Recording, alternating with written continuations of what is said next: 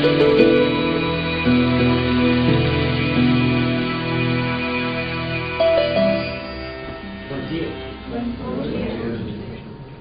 boa tarde, né?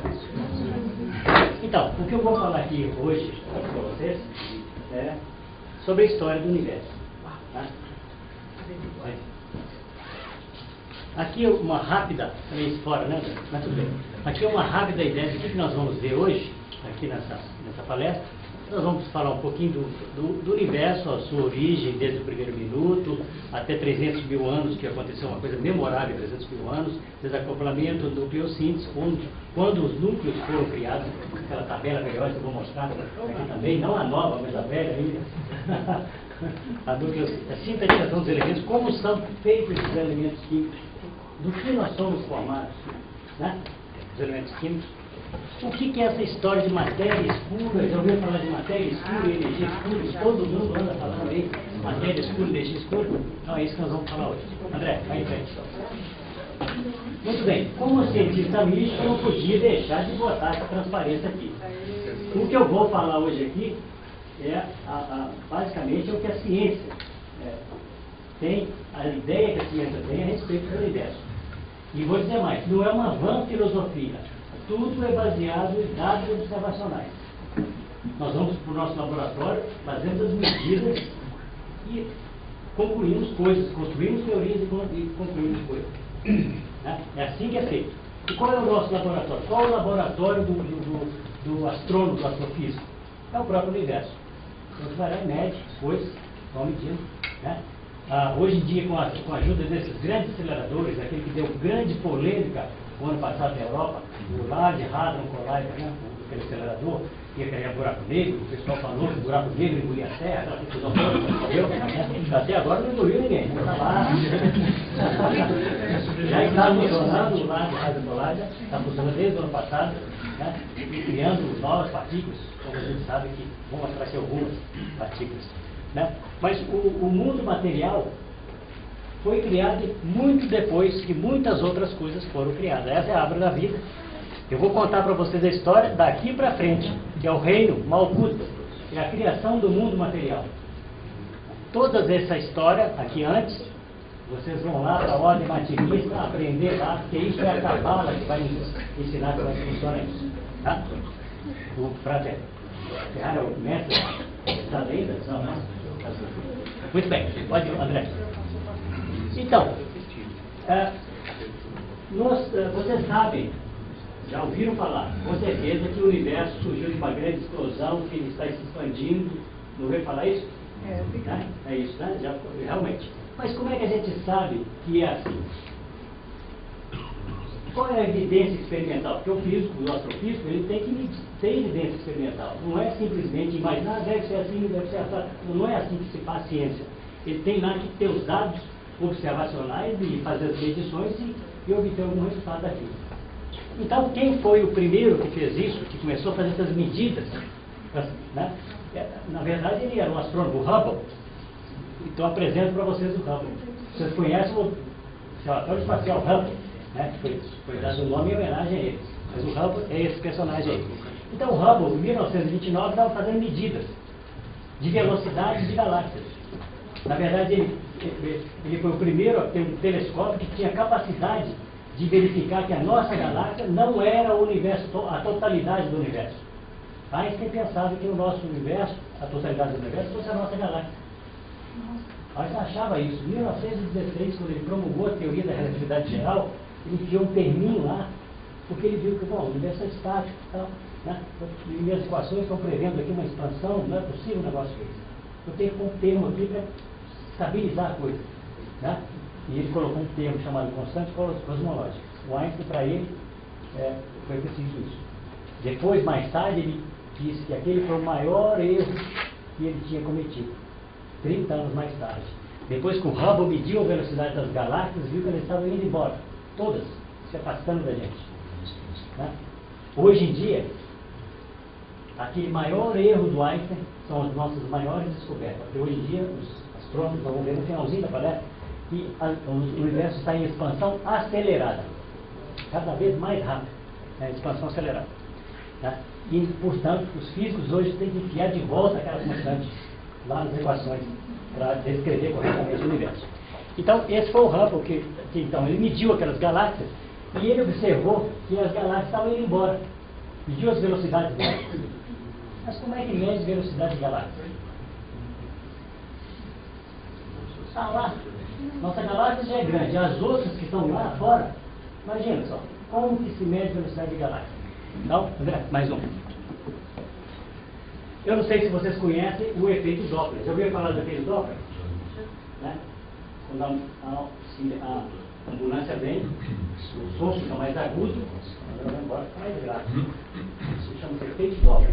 Isso acontece com a luz também. Quando uma fonte luminosa vem em nossa direção, a frequência está mais alta, a gente tende para o azul.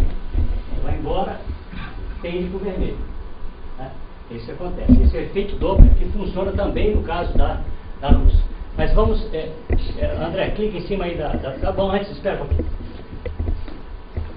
Esse efeito Doppler é muito claro quando a gente está lá no autódromo assistindo Fórmula 1. Muito claro. Quando a gente está na reta principal, os pilotos chegam no início da reta, lá no início, botam o pé no final da reta que está lá adiante. Então, o motor continua com a mesma rotação. A rotação não é alteração, continua com a mesma rotação. Quando o carro se aproximava, o som estava mais agudo. Quando ele ia embora, o som estava mais grave. Isso também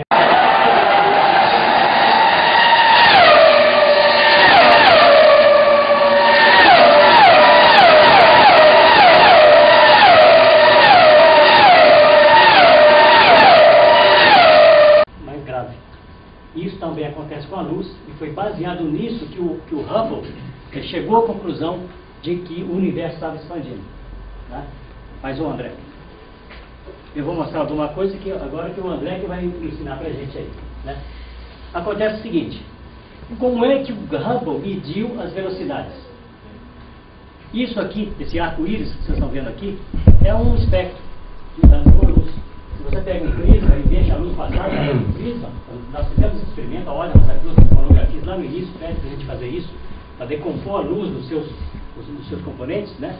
Então quando você passa a luz no prisma, surgem essas cores, né? Que são as cores do arco-íris.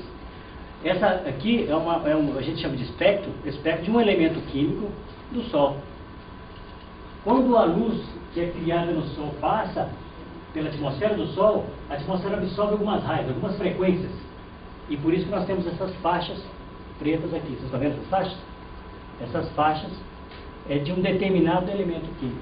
Cada elemento químico chama-se espectroscopia. Aqui, ó, o especialista está aqui. Né? Cada elemento químico tem uma assinatura. Então é por isso que a gente sabe que no Sol tem isso. Eu não sei o que é. Você peguei na internet essa espectro. Tá? Peguei, não sei qual é o elemento químico, mas aqui parece que é o magnésio. Cada elemento químico tem um espectro, tem umas raias de absorção diferentes. O André falou sobre isso também. As raias de absorção. Né? O André falou das raias de emissão. Eu estou falando aqui de absorção. Absorveu aquelas frequências. Isso são frequências que são absorvidas. Né? Cada elemento químico tem um diferente. O outro teria 3 raias aqui, o outro teria 2 aqui, e assim vai. Muito bem. Se você olha de baixo, é exatamente o mesmo padrão, não é? É ou não é? Só que esse está deslocado para o lado vermelho e aquele está deslocado para o lado azul.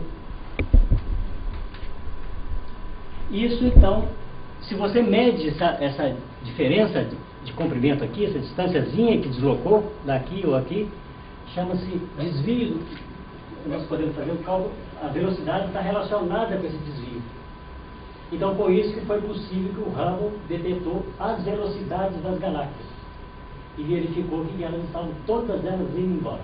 Tá? Todas elas estavam se afastando. Mais um, André. Todas as galáxias se afastam da gente. Será que nós somos o centro? Todo mundo está afastando da gente? É mesmo? Todo mundo fala, olha para cá e está afastando. Agora está afastando. Não é possível, né? Será que isso é? Não, tem um jeito de que tudo se afaste. Né? Tudo se afaste de nós, sem que nós sejamos o centro. Olha aqui esse balão, por exemplo. Vamos supor que aqui sejam galáxias, as pontes, as bolinhas aqui. À medida que o menino infla o balão, todas elas se afastam umas das outras. Ou mesmo um bolo de nozes lá dentro do forno. À medida que ele vai crescendo, elas vão se afastando umas das outras. Eu acho que seria um exemplo mais ilustrativo do que esse aqui, porque são uma superfície bidimensional, o universo bidimensional. Né? Então foi por isso que chegou-se à conclusão de que o universo está em expansão. Por que chegou a essa conclusão? Bom, se a gente voltar no tempo, aqui está enchendo, as bolas estão se afastando umas das outras, mas houve um tempo que elas estavam próximas. Vamos rodar o tempo para trás. Houve um tempo que estavam próximas. Então foi essa a conclusão que se chegou de que o universo estava em expansão. É daí que vem toda essa explicação. Tá? Então, mais um, André. Então nós vamos ver aqui essa figura cheia de coisas, né? Horrível. Mas aqui conta a história do universo. Como foi o nosso universo. Né? Aqui está o Big Bang, o tempo vai para lá. Aqui está o Big Bang, os momentos iniciais do universo. Olha só as temperaturas que tinham no início, 10 elevado a 32. O que é 10 elevado a 32? A gente não faz ideia de que número é esse. É 1 seguido de 32 zeros. Já assusta a gente o 1 seguido de 9 zeros? Né? 10 zeros. Né? 1 seguido de 32 zeros. Trilhão, quatrilhão, de quintilhão, de vai por aí fora. Né? As temperaturas. Isso em 10 a menos 43 segundos. Tudo que eu estou falando aqui, essas quantidades, esses tempos, são esses números mesmo. Porque as teorias que nós temos hoje em dia conseguem descrever o universo nesses instantes iniciais. E algumas partículas que existem só são possíveis nessas energias. E é por isso que nos aceleradores de partículas, lá o Large Hadron Collider, estão tentando chegar a energias próximas aqui dessas temperaturas. Eles aceleram as partículas muito, né, para que eles se aproximem dessas temperaturas altíssimas. A temperatura está relacionada com a energia, né? Essas energias altíssimas aqui no início do universo, para saber o que tinha lá no início do universo. Né?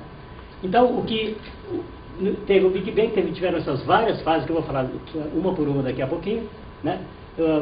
Diz aqui até um minuto está aqui, ó, 1 minuto de existência do universo, 300 mil anos de existência do universo, só aqui que foram criados os átomos, a partir de 300 mil anos. Até então não tinha átomo. E mesmo assim os átomos que foram criados foram só os de hidrogênio, hélio e lítio, alguns um pouquinho de lítio.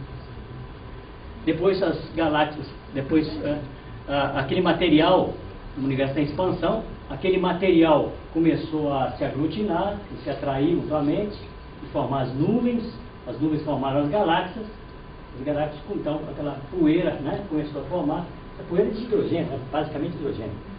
Os cálculos que os físicos fazem é que no universo hoje nós temos 75% de hidrogênio e 24% de hélio, o restante são os elementos pesados, dos quais nós somos feitos. Né? É isso que é o universo hoje. Esse é cálculo feito baseado nesses números que estão aí. E se deduz que é isso. E os astrofísicos vão lá, vão observar o universo e verificar se é isso mesmo que acontece. E hoje nós sabemos que é isso mesmo que tem. Nós temos essa quantidade de universo formado basicamente de hidrogênio, hélio, uma porcentagem muito pequena dos outros elementos químicos. Né? Depois foram formadas as galáxias e hoje nós estamos aqui. Tá? Vamos andar para frente, André. Ok.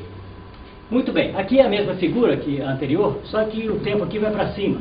A mesma figura. Aqui está o universo, é o Big Bang está aqui, e ele, então, essa era Planck, essa era inicial muito curta, 10 a menos 43 segundos. 1 dividido por 1 com 43 zeros depois.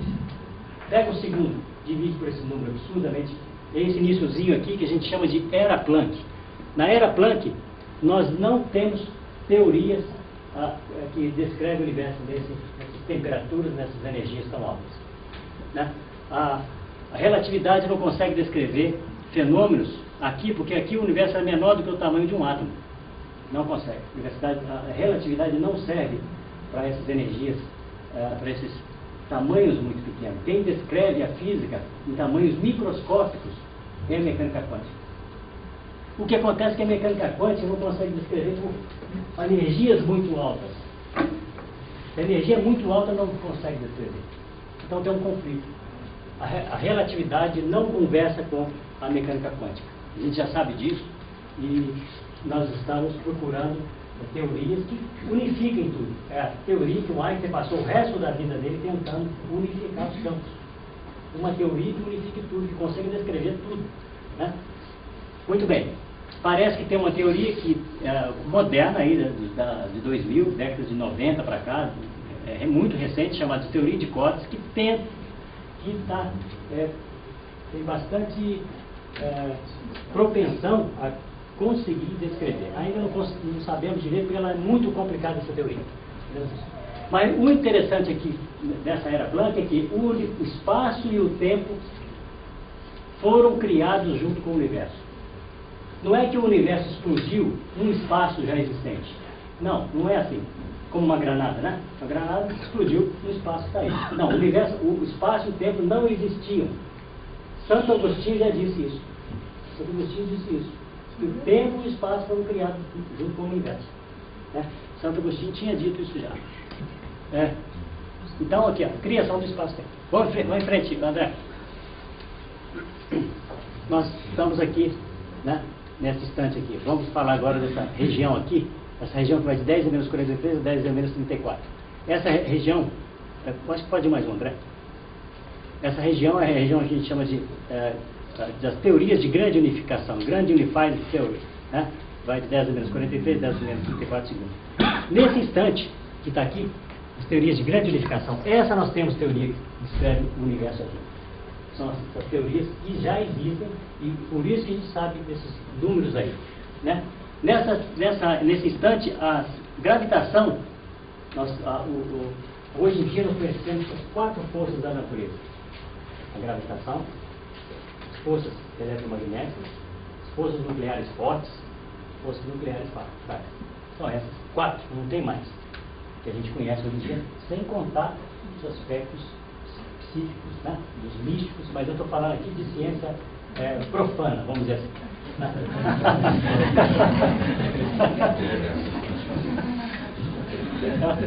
Então, nesse período, a gravitação, então, antes essas forças estavam todas unidas numa só. É por isso que a gente tenta procurar a teoria da grande unificação. Mas nesse momento, 10 a menos 43 segundos, a partir desse instante, a gravitação se separou das outras forças e permaneceram unidas as forças fortes, as fracas e eletromagnéticas. Elas permaneceram unidas. Né? A força fraca ainda é muito forte. Estranho isso. A força fraca ainda é muito forte, de tal forma que não é possível, só tem radiação no universo daquele instante. As partículas não podem adquirir massa, de tão energético que ainda é. Né? Por isso que está esse desenho aqui, fótons, né? Só radiação. Vamos em frente, André. Né? Bom, volta lá. Mais um. Aqui, num determinado instante, 10 a menos 36 segundos, aqui até um pouquinho para cá, logo depois que vai acontecer uma transição de fase, é que a interação forte vai se separar das eletromagnéticas e fracas. Quando acontece isso, a interação forte se separa das eletromagnéticas e fracas, começam a aparecer aqui, como vocês estão vendo aqui, dá para ver? Os quarks. Surgem os quarks. Os quarks são os constituintes dos prótons, dos nêutrons, que tem dentro do núcleo. Né? A gente sabe que no núcleo, o Ferrari falou agora há pouco do núcleo, que tem a eletrosfera, e tem um núcleo, dentro do núcleo tem prótons e nêutrons. O que acontece é que dentro do experimento igual ao do Rutherford fizeram para o próton, e verificaram que dentro do próton, dentro do nêutron, tem ainda partículas lá dentro. Essas partículas deram o nome de quarks. São os quarks. Quarks, a barrinha em cima é antiquarks, antimatéria do quark. Nessa fase já tem os elétrons, já tem pósitrons. Esse é o elétron, essa é a antipartícula do elétron, que é o pósitron. Esse aqui é o antineutrino, esse neutrino, está aí, não está no desenho. Tem o fóton e outras partículas que a gente só encontra nos grandes observatórios. São as partículas W+, W- e Z0. São as partículas que medeiam a interação, as interações fracas, tá? e eletromagnéticas. Então, nesse período, as forças fortes desacoplaram também. Desacoplaram. Ficaram unidas só a eletromagnética e a fraca. Nesse momento, quando acontece isso, o universo infla. Ele vai sofrer uma inflação acelerada. Né? E por que a gente sabe que o universo sofreu uma inflação acelerada? Acontece que, hoje, observando o universo, você olha para um canto, os físicos olham para uma direção, e a temperatura ali é menos 270 graus Celsius. Olha para o lado de lá, o outro extremo, menos 273 graus Celsius. Olha para todo lado. Como é que pode o universo ser tão homogêneo? Se eu estou aqui e vou ali para a sala do lado, a temperatura é diferente. Se eu vou lá para fora, a temperatura é diferente. Como é que o universo como um todo é tão homogêneo desse jeito? Então a conclusão que se chega é que antes ele tinha que estar muito perto e de repente sofreu uma expansão acelerada. Se ele sofresse uma expansão lenta, não aconteceria isso. Ele teve que sofrer uma expansão acelerada e esse crescimento foi uma coisa absurda. O universo cresceu do tamanho de um átomo para o tamanho do universo atual e repete o processo. É uma coisa absurdamente grande. Um fator de 10 elevado a 78, uma coisa absurda de inflação. Né? E é por isso que o universo é extremamente homogêneo. Quando os físicos fazem cálculos para descrever o universo, consideram o universo homogêneo. Então, André, aquela figura agora. Vamos lá. Essa figura aqui mostra o universo visto de longe. Quem está lá no fundo só vê uma mancha roxa, né? É ou não é? Olha lá. Totalmente homogêneo, isso é o universo. Aqui, vou explicar aqui o que significa esse aqui, ó, gigaparsec. Tá aqui, ó, 1 gigaparsec. O que é o parsec? É uma medida astronômica. Tá? Uma medida astronômica. Quanto que é isso? Você sabe que conhece a velocidade da luz? 300 mil quilômetros por segundo. É um negócio muito veloz, né? Ela vai daqui, se você der uma lanterna aqui, essa luz chega na Lua em 1 segundo. Imaginaram? A luz que sai do Sol chega aqui, nós estamos a 150 milhões de quilômetros do Sol. A luz que sai do Sol chega aqui em 8 minutos e meio. Olha aqui, coisa, como é que é rápido. Né? Ela dá 7 voltas na Terra em 1 segundo. Aproximadamente. Então vocês estão vendo que a luz é muito rápida. Então os físicos começam a medir em unidades de anos-luz. Né? A nossa estrela mais próxima de nós, qual que é? Se não for o Sol. É a estrela Alfa do Centauro. Está a 4 anos-luz daqui. Um parsec tem mais ou menos 3,2 anos-luz. Isso é um parsec. Vamos ver o tamanho da nossa galáxia. Nossa galáxia é um disco. Ela tem o bojo dela mais gordinha e a extremidade mais fina, mas ela é maior. É um disco. Parece uma pizza. Né? Nessa dimensão tem 10 mil anos-luz de distância. Demora 10 mil anos para a luz atravessar de um lado para o outro. Se for fazer parsecs, vão dividir por 3, vai dar 3 mil parsecs. Tá? 3 quiloparsecs. Agora vamos ver na outra direção. A luz demora 100 mil anos para atravessar a galáxia de ponta a ponta. Diâmetro. 30 mil parsecs. 20 por 3 mais ou menos. 30 mil parsecs, porque dá 30 quiloparsecs. Certo? Quilo. Mega, quilo é 1000. Mega, 1 milhão. Giga, 1 bilhão. Então essa distância aqui, essa escala que está aqui, é 1 bilhão de parsecs. Então o universo visto nessa escala de 1 bilhão de parsecs, ele é totalmente homogêneo. Agora clica aí em cima dessa figura, André. Mais uma. Então vocês vão ver, vamos fazer o zoom agora. Vamos ficar aproximando cada vez mais. No último estágio, corresponde a 1000 vezes o tamanho da nossa galáxia. Aí que começa a aparecer as galáxias, né? 200 milhões de parsecs, 120, 12, né? 12,5 milhões de parsecs.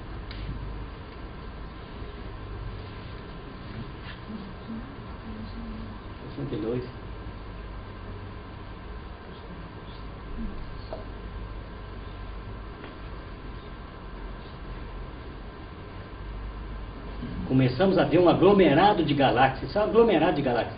7,8 megaparsecs. Vai chegar no 3. E esse é o máximo. Isso é um aglomerado de galáxias. Tá? Aglomerado de galáxias. Não é uma galáxia, não. Não é uma estrela. É um aglomerado de galáxias. Nessa distância de... Ali está 7 megaparsecs, né? Chegou a 3 megaparsecs, né? 3 milhões de vezes o tamanho da nossa galáxia. Tá? Então, o universo é extremamente homogêneo. Existem mais estrelas no universo do que grãos de areia em toda a face da Terra. É impressionante. É um negócio impressionante. Vai em frente, André. Vamos lá. Então, o Ferrari vai puxar a orelha aqui. Então, dá. A teoria da era eletrofraca é quando, então, a força forte se desacoplou das forças fracas, só ficaram unidas, né, o eletromagnetismo e a força fraca. Tá? Então, a força nuclear e fraca e o eletromagnetismo permanecem unidos. Um tipo de matéria escura aparece, chamada axion, uma tal matéria escura, matéria que começaram a aparecer. Isso é uma proposta, tá? Essas são propostas. Existem outras propostas, porque tem teorias tentando descrever essa matéria escura, então surgem propostas de novas partículas. A matéria aniquila a antimatéria, tá? Porque no início, como a energia era muito alta, existia praticamente igual a quantidade de matéria e antimatéria. Tá? Um pouquinho mais de matéria. De repente, a matéria, quando a energia baixou, a matéria aniquilou a antimatéria. Quando a matéria colide com a antimatéria, sai radiação só. Né? Então, aconteceu isso nesse estágio, de 10 a menos 34, nesse período aqui. Aqui já começa a ser um tempo mais palpável para nós, né? Isso aqui é 0,1 nanosegundos. Tá? Esse 10 a menos 10. Tá? Nós temos quarks, antiquarks, elétrons, pósitons, e vai por aí fora. Vai em frente, André. Ok.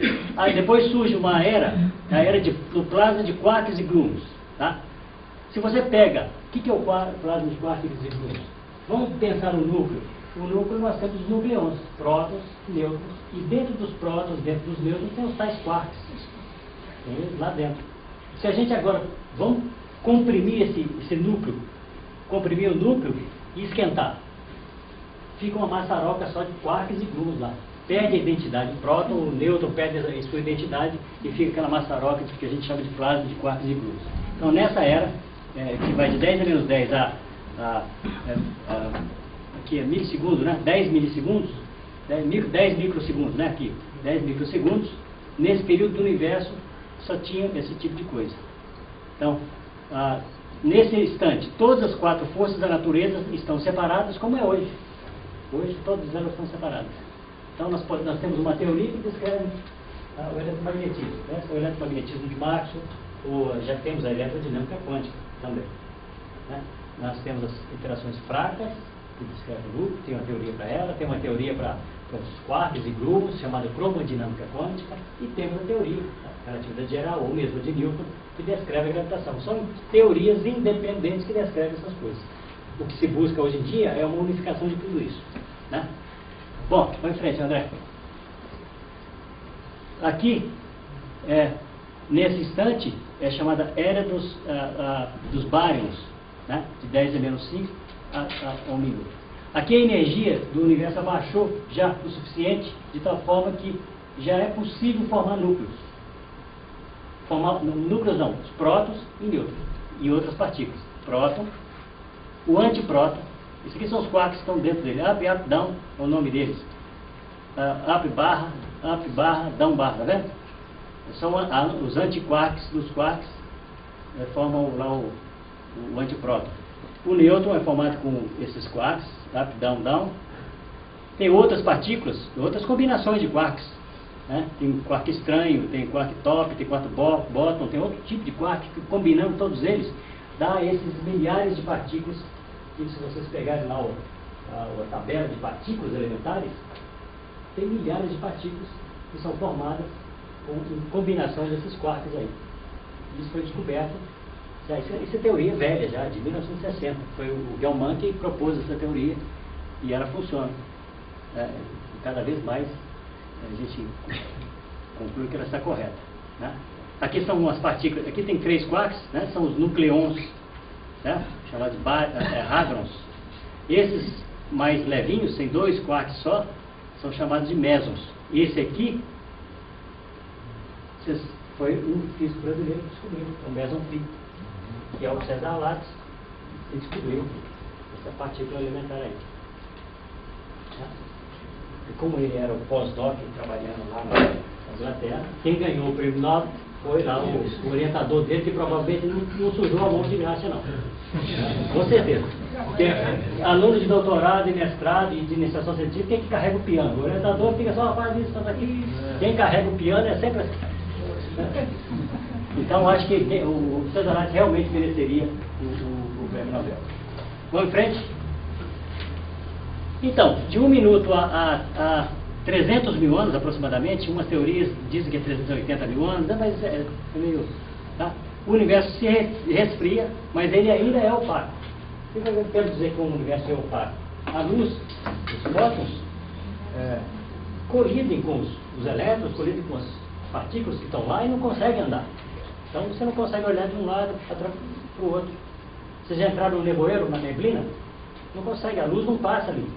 Ela colide com os lados, com os partículas, né, de água. Você não consegue ver o lado de lá. Então o universo já tinha esse tamanho nosso, que tem hoje, mas ele era totalmente opaco. Né? A energia ainda é muito alta para formar átomos. É por isso que ele era opaco. Os elétrons estavam soltos. A energia é tão alta que não tinha nenhum átomo formado. O átomo é quando tem o núcleo e um elétron, né? Os elétrons. Então a energia ainda era muito alta, né? E nós só tínhamos os núcleos formados do hidrogênio, do hélio e do lítio. Só esses 3. Né? Veja, em 300 mil anos de idade nós só tínhamos 3, esse conjunto aí, que são os cálculos são feitos e a gente sabe que é assim, porque nesse instante inicial, fazendo os cálculos, dá 75% de hidrogênio e 25% de hélio, praticamente, aproximadamente.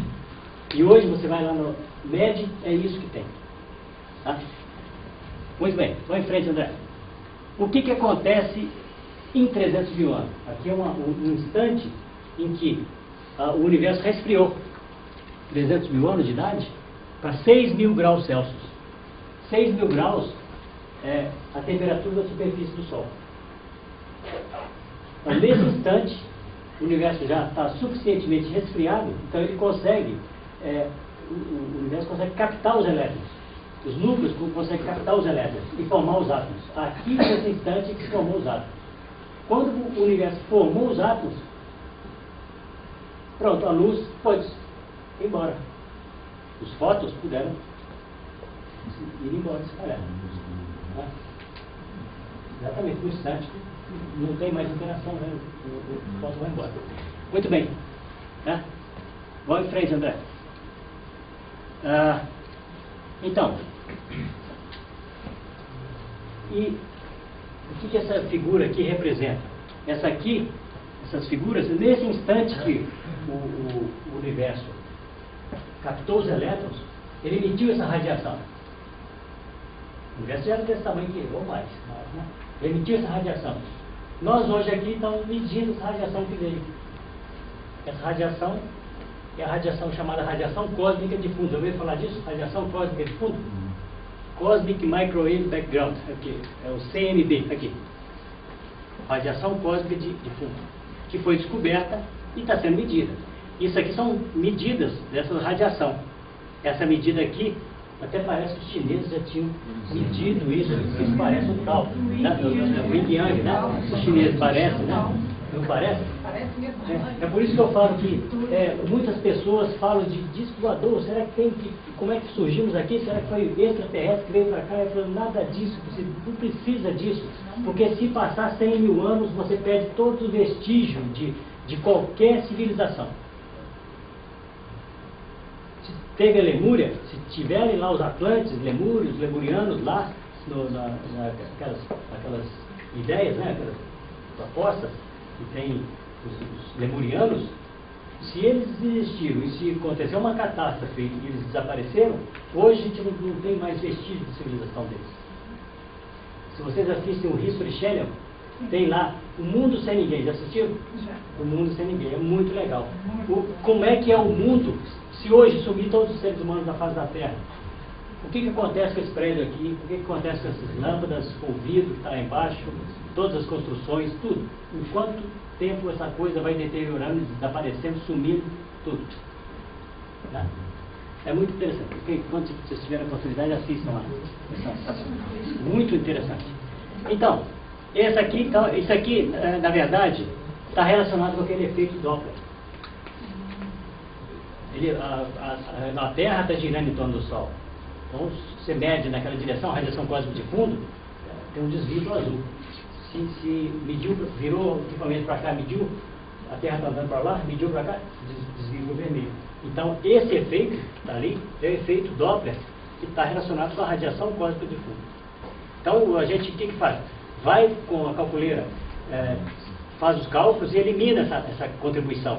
Eliminando a contribuição, nós temos uma coisa desse tipo. Essas figuras são do satélite COBE, um satélite mais antigo. Vou mostrar uma figura do satélite WMAP, que é o mais recente. Isso aqui é o plano da galáxia, então ele é mais quente, né? O vermelho está aí representando o que é mais quente. Mas a gente tem que tirar essa contribuição, porque a gente quer ver o universo lá fora, não queremos ver a nossa galáxia não. Então, tirando também essa contribuição da nossa galáxia, sobra uma figura desse tipo aqui, que é a radiação cósmica de fundo. Essa temperatura é de 2,725. Podemos pôr mais casas decimais, porque essas discrepâncias aqui, essas inhomogeneidades, são da ordem da quinta casa decimal. Entendeu? Por isso que o universo é muito homogêneo. É essa temperatura que se mede para todo lado.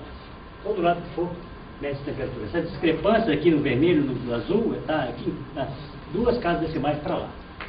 Muito bem. Isso foi descoberto por Peses e Wilson, que são engenheiros que trabalharam em 1960 e pouco. Muito bem, vai em frente, André. Essa figura mais recente, de 14 de julho de 2010, do WMAP, aqui é mais refinado, né? Mostra como é o nosso universo. Com essa figura é possível saber como era o universo naquela época.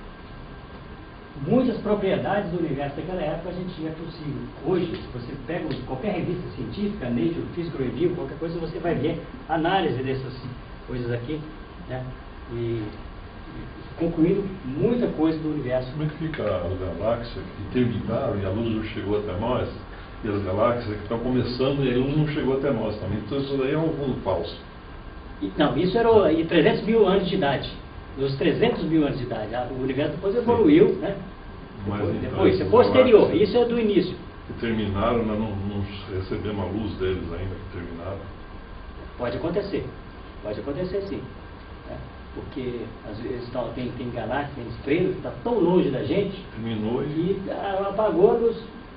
Ou ao contrário, a gente vê a luz delas, mas elas já não existem mais. Ok, vamos em frente, André. Agora aqui de novo a tabela periódica, né? Mas então, antes disso, dos 300 mil anos até 1 milhão de anos, o que aconteceu com aquele hidrogênio e aqueles 75% de hidrogênio e aqueles 25% de hélio que tinha? Se espalhou, né? O universo está expandindo. Foi uma grande explosão, está expandindo, se espalhou, mas começaram a se aglomerar, se aglutinar um pouquinho aqui, um pouquinho ali e formar nuvens. E essas nuvens, as primeiras galáxias começaram a ser formadas 1 milhão de anos depois do Big Bang. Começaram a formar as galáxias, posteriormente começaram a formar as estrelas. Então veja só, cadê os outros elementos químicos? Cadê o cálcio, cadê o oxigênio, cadê os outros da tabela periódica? Onde é que estão eles? Todos eles. No início só tinha hidrogênio, hélio, um pouquinho só de líquido. Foi formado no Big Bang. E onde é que foram formados os restantes dos elementos químicos? Onde é que foi? Nas estrelas. Os outros elementos químicos foram formados nas estrelas. Então, O que acontece é que uma estrela é formada de hidrogênio, a estrela, né? Hidrogênio, gás. Aquele gás começa a comprimir, ela começa a esquentar.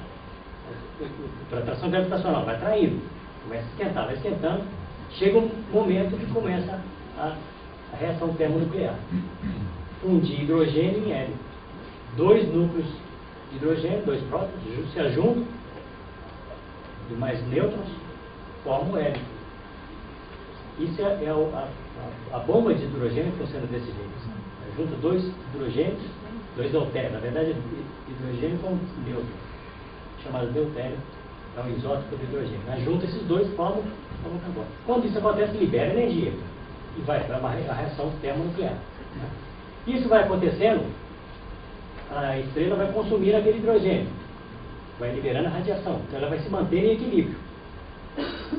E quando acabar o hidrogênio, o combustível lá, o hidrogênio, o que acontece? Né? O que acontece? A gravidade ganha. Aperta ela mais ainda. Opa, comprime ela mais ainda. Quando comprime mais, aumenta a temperatura. Vocês já encheram o pneu de bicicleta? Já viram que a bomba fica quente? Quando a gente comprime um gás, ele fica quente. Aquele gás aquece. Então, comprime e ele vai aquecendo. O contrário acontece, por exemplo, com a botijão de gás. Alguém já teve aí a válvula do botijão vazou, o botijão vazando? Ele congela, vocês percebem? Congela, porque o gás tem expansão e ele resfria. Então isso acontece. Né? Então o que acontece? Acabou o hidrogênio, só tem hélio lá agora, mais ou menos, aproximadamente só hélio.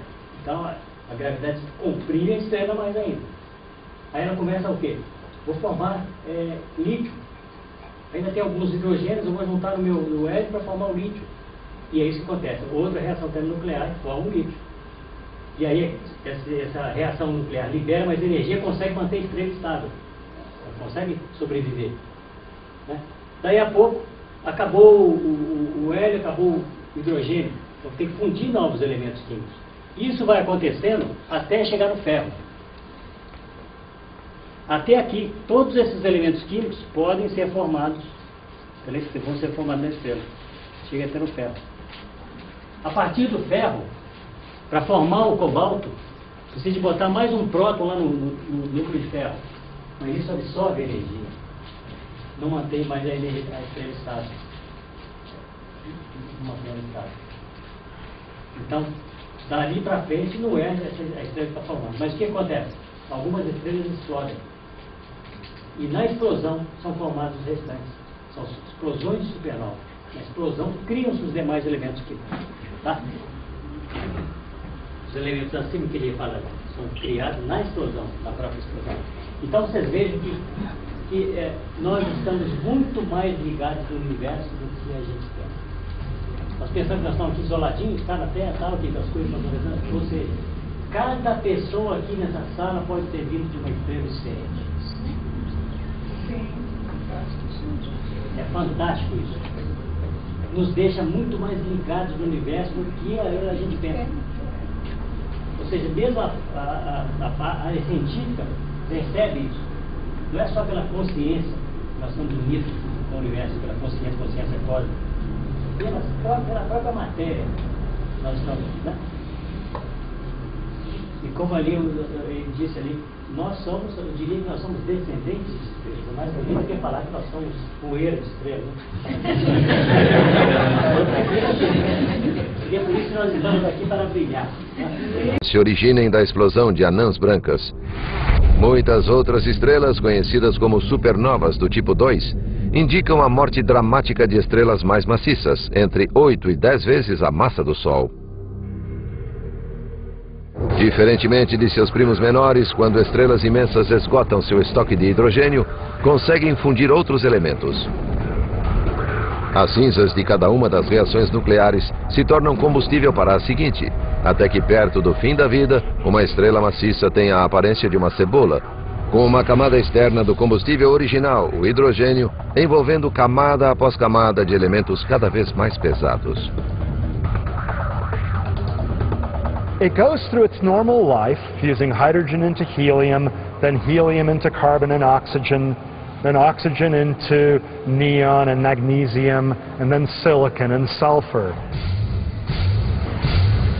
And then iron. The massive star builds up a core of iron. The fusion of iron into heavier elements doesn't do the star any good. It doesn't keep the star hot inside, because fusion of iron into heavier elements requires energy. It absorbs energy. It doesn't liberate energy. So the iron core builds up without fusing and eventually becomes unstable. When it reaches something like 1.5 times the mass of our sun, it collapses. O colapso é violento. Em menos de meio segundo, um centro do tamanho da Terra é esmagado e se transforma em um objeto de 17 quilômetros de diâmetro. Por um instante, o centro ricocheteia, colide com as camadas externas da estrela e dá início a uma das maiores explosões do nosso universo desde o Big Bang. The collapse of the iron core blows apart the rest of the star in a colossal explosion. It's truly an amazing, incredible event. Os cientistas sabem que as supernovas representam mais para o universo do que magníficos espetáculos visuais. Elas são, na verdade, a fonte dos elementos pesados que compõem tudo ao nosso redor. All of the iron in this foundry came from exploding stars, from gigantic explosions. All of it. All the iron you see everywhere came from exploding stars. And in fact, all the elements heavier than iron, directly or indirectly, were made by exploding stars. And those elements were ejected into the cosmos by these gargantuan explosions. À medida que o material dessas explosões se espalhou pelo universo, tornou-se a substância dos planetas, luas, novas estrelas e coisas ainda mais extraordinárias.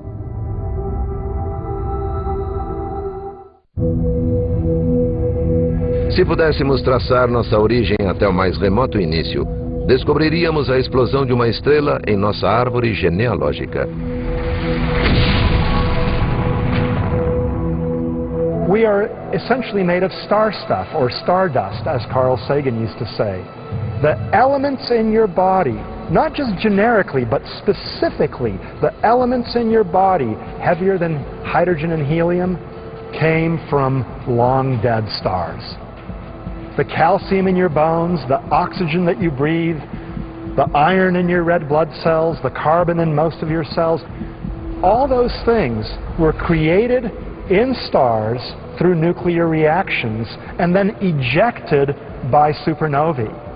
And the heaviest elements, iron and above, were produced by the... Vai em frente, vamos mais uma aí, André. E essa história da matéria escura? Só nós três vimos a matéria escura. Eu, que sou esse aqui, Prata Ferrari e a senhora Ana Maria. Mas vamos ver aqui a história desse... Passa mais um, André. Essa figura que estava no início do slide, eu gosto muito dela, porque essa aqui foi a primeira evidência experimental, isso aqui parece que saiu na Nature 2009, da existência experimental, né, dado experimental de existência da matéria escura. Isso aqui, na verdade, são duas galáxias que estão colidindo, uma galáxia, outra galáxia, elas estão... Duas galáxias vieram colidir, estão colidindo aqui no meio, a matéria visível está aqui no meio, e a matéria escura da que vinha nessa direção de cá, passou para lá, e a que vinha nessa direção passou para cá. Esse azul é matéria escura, e aquele vermelho é matéria visível, que estava embolada na colisão. E a matéria escura, ela não interage com ninguém, ela atravessou e foi para o outro lado. Tá? Então, essa é a primeira evidência experimental de que realmente existe a matéria escura. E como é que a gente sabe disso? Através das chamadas lentes gravitacionais. Tem uma lente gravitacional, a matéria escura atrai a luz, assim como a matéria ordinária atrai a luz. Em 1919, o Einstein fizeram experimento para comprovar a teoria do Einstein, né, de que o Sol atraía os raios de luz que vinham de uma estrela. Foi comprovado, e é com esse efeito que a gente sabe que tem matéria escura nos vários lugares do universo. Então, o universo já foi mapeado com matéria escura. Tá? O que é essa matéria escura? Tem um astrônomo, o Zwick, na década de 30, que mediu velocidades de galáxias, de uma em torno da outra.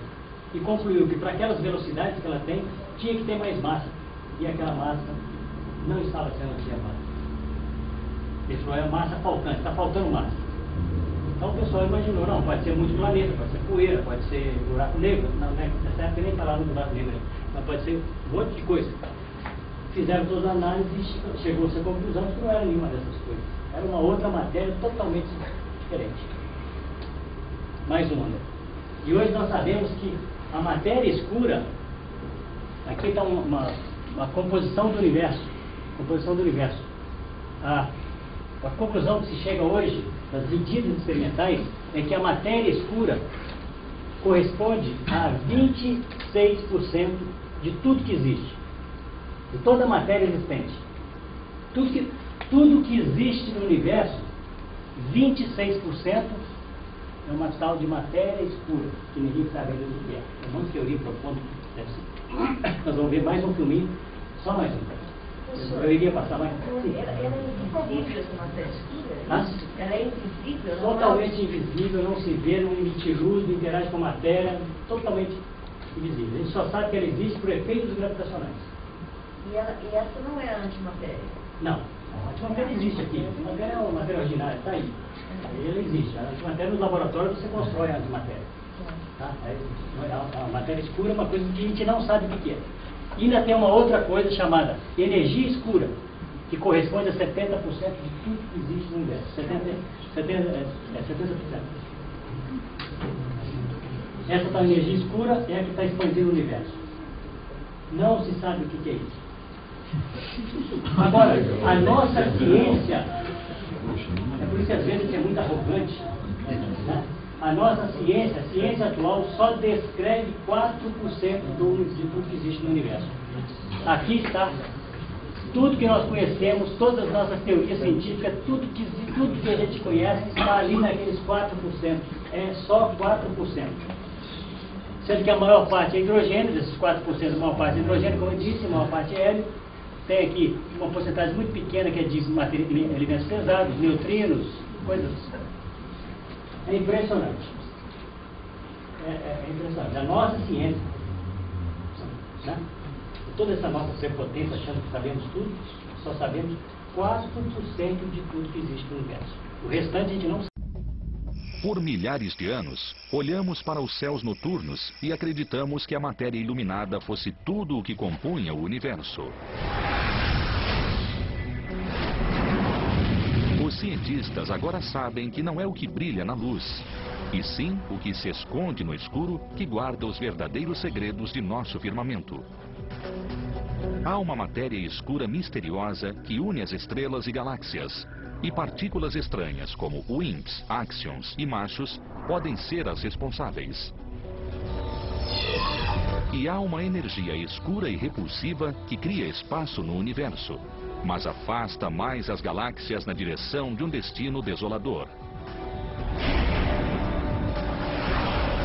Combinadas, matéria e energia escuras compõem 96% do universo. Descobrir seus segredos é como acertar um tiro em 1 milhão. Se forem desvendados, o destino do universo poderá ser revelado. Ele desabará e queimará em uma horrível colisão de forças gravitacionais? Ou a energia escura irá destruir o universo? Aposte que o universo morrerá congelado. Entender essas duas quantidades, matéria e energia escuras, é fundamental para entender o universo. Esta é uma viagem ao lado escuro do universo. É a caça à matéria escura e à energia escura.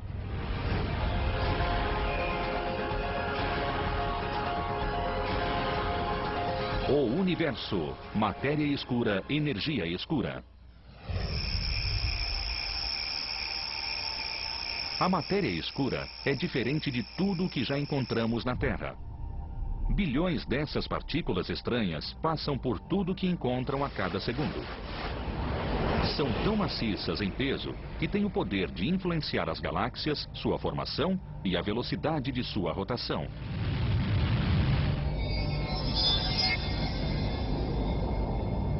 A presença invisível da matéria escura está em toda parte, ou assim parece. A ciência não provou diretamente a existência das partículas de matéria escura. Há várias suspeitas, mas nenhuma resposta. Não é fácil observar algo que não se consegue ver. Não emite e não absorve luz, não interage com a luz. Além de não brilhar, não se pode vê-la facilmente no escuro. Mas a evidência está lá. Os cientistas sabem disso. Qualquer livro sobre o planeta Terra diz que o universo é feito de átomos e partículas subatômicas. Tem. A caça à matéria escura começou há quase um século. Os astrônomos finalmente tinham as ferramentas para ver as profundezas dos céus e as perguntas começaram. Só em 1920 a tecnologia se desenvolveu bastante para analisarmos os caminhos embaçados notados em telescópios com menor resolução e descobrir o que eram. Então, Edwin Hubble chocou o mundo, declarando que o universo era maior que a Via Láctea. Percebemos que alguns desses caminhos fora de foco eram galáxias separadas, como a nossa Via Láctea. Enquanto os astrônomos descobriam novas galáxias, o professor Fritz Zwick, da Caltech, olhou para o aglomerado vizinho de galáxias Coma e observou algo estranho. Quando ele mediu o movimento no aglomerado de galáxias Coma, estimou quanta massa haveria nesse aglomerado. E comparou a quantidade de massa que se via olhando para as galáxias. Algo estava errado. As galáxias se moviam muito rápido no aglomerado para a quantidade de matéria iluminada que ele via. Por seus cálculos, deveria haver 160 vezes mais massa iluminada para justificar as velocidades aleatórias de galáxias no aglomerado. Algo mais afetava o movimento, mas o que seria? Ele analisou os movimentos e concluiu que o aglomerado não poderia ser estável, a menos que houvesse muita matéria. Após exaurir todos os suspeitos comuns, muitos cientistas acreditam que a matéria escura seja uma partícula nova e exótica, diferente de tudo na Terra, e que bilhões delas passam através de nós a cada segundo. Até a descoberta da matéria escura, os cientistas acreditavam que o universo era feito apenas de prótons, nêutrons e elétrons que compõem tudo o que existe na Terra. Sabemos que ela tem massa. Restou alguma coisa que ainda não detectamos. Mas, para ser um candidato perfeito à matéria escura, é preciso ter certas propriedades físicas e nenhum dos suspeitos comuns se adequava. Sabemos que a matéria escura é uma substância ponderável, que não se move muito rápido e que não podemos vê-la. Partículas de matéria escura não viajam à velocidade da luz, não interagem com você, comigo ou com qualquer coisa. Exatamente por isso é tão difícil rastrear essas partículas. Não interagem com matéria comum, exceto pela gravidade. Se eu tivesse matéria escura na mão, ela teria peso, mas ela se dissolveria através de meus dedos. Não há candidatos para a matéria escura fria no modelo padrão da física de partículas. Como um homem invisível atravessando paredes, a matéria escura passa pela Terra bilhões de partículas por vez, nunca colidindo com a matéria comum. A ideia mais aceita é que a matéria escura é o chamado WIMP. WIMPs são partículas de grande massa e interação fraca. Não foram detectadas, mas suas características combinam perfeitamente com a da matéria escura. Se soubermos o número de agrupamentos que o universo tem agora, quando tinha a metade do tamanho atual e quando tinha a metade disso, poderemos inferir a quantidade total de matéria do universo. Será possível confirmar nossas crenças quanto ao total de matéria escura. Estima-se que a matéria escura componha 23% do universo, enquanto a matéria comum comporia apenas 4%. É preciso muita matéria escura para justificar a gravidade total dos aglomerados e galáxias. Mas o que compõe os outros 73% do universo? Os cientistas ficaram surpresos ao descobrir uma nova e misteriosa energia escura dominando o espaço. E sua energia repulsiva está afastando as galáxias. Um dos maiores choques no mundo da cosmologia nos últimos anos foi perceber que o universo está se acelerando. A força repulsiva que move o universo foi chamada de energia escura. Uma energia invisível, totalmente inesperada e incompreendida. Isso sugere que, nas maiores distâncias no universo, há um efeito repulsivo que domina a gravidade. A energia escura criaria espaço, levando as galáxias com ela. Essa energia que parece preencher o universo e acelerar a expansão do universo cada vez mais com o tempo, agora é conhecida como energia escura. Menos de 1 bilionésimo de segundo depois do Big Bang, uma bolha muito menor que uma fração de um átomo se formou. Este é o universo. Ele é minúsculo e extremamente quente. Dentro desta bolha estão as 4 forças da natureza: gravidade, eletromagnetismo e as forças nucleares forte e fraca combinadas em uma superforça. De repente, a gravidade se separa da superforça enquanto o universo se expande. Enquanto o universo continua expandindo, ele esfria, formando uma explosão de energia, alimentando a hiperinflação do universo sugerida por Alan Guth. A inflação cósmica estabelece a uniformidade do universo registrada pelo satélite WMAP.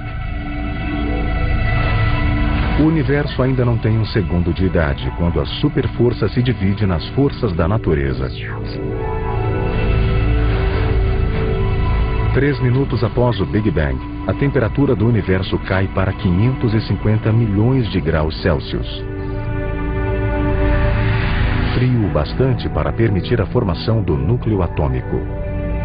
É quando surge o elemento hidrogênio. Alguns átomos de hidrogênio se fundem criando o hélio, como na teoria proposta por Gamow e Alpher.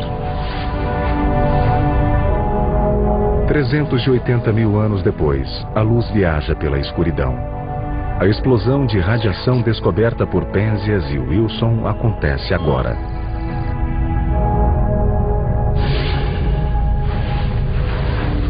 Um bilhão de anos depois do Big Bang, formam-se as estrelas produzindo elementos pesados como nitrogênio, oxigênio e carbono, como previsto por Hoyle.